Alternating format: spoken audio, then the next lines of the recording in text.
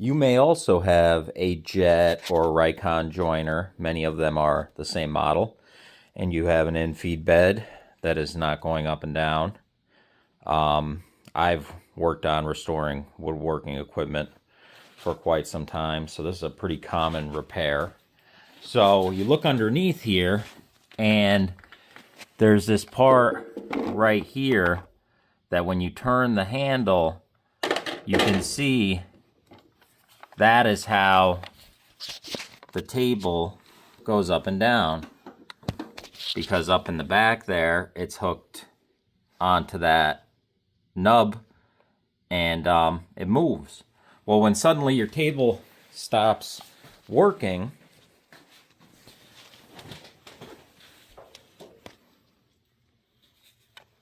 it's usually because this ball crank fails because somebody lifted the table wrong, and they crack and they break. Very common. So we're going to tear it apart. I'm going to unhook this pulley, which means loosen up the motor.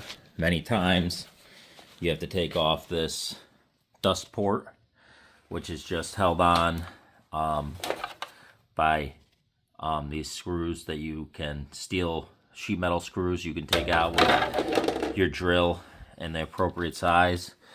Then you're going to loosen up, there's 4 in there, that holds the motor. So we're going to get the belt off.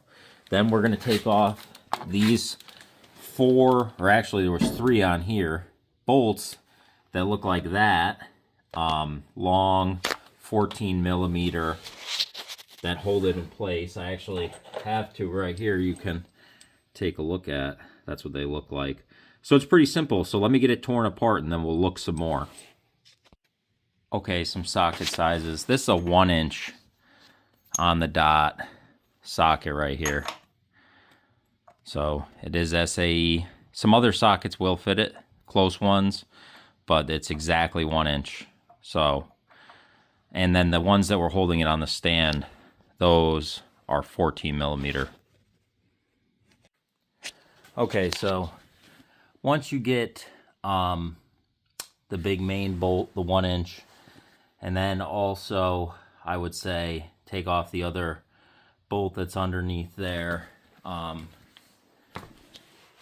This one right here, even though it's not connected, because it'll just make it easier to make everything slide out. Also, if you're doing the in-feed table, there's some Allen head screws on the side that hold a track piece in place.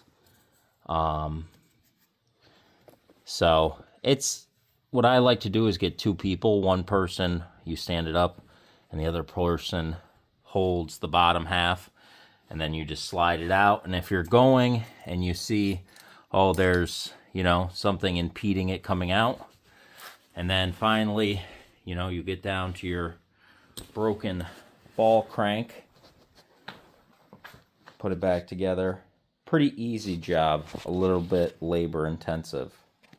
This is our broken ball crank.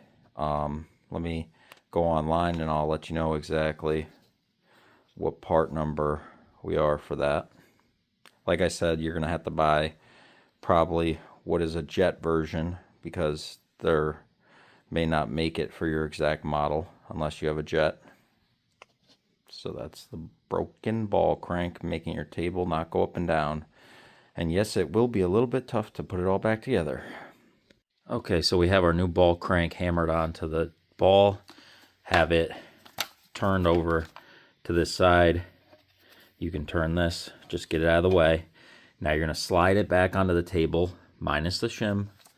And then once it's on there, we're going to put the bolt that connects to this part of the ball crank in place. It's a little tough, but the table won't slide on with that in there already. So with everything hand tight, you can reach right up under here, stick that bolt in, lock washer, bolt on there. You don't need to tighten it down. See how we have plenty of space. So now we're going to line up our table to get on there, and then we'll be able to put our big bolt back through the center like it is over there. So just as an example of how things go wrong, for whatever reason, the hole in the center of this part is exactly one size too small.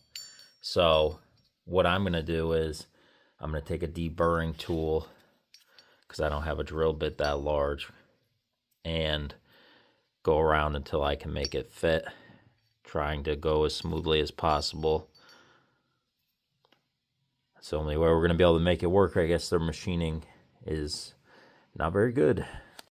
Okay, just for a final on this, so we get everything back in, get it tight. Our table will move up and down now, as we can see.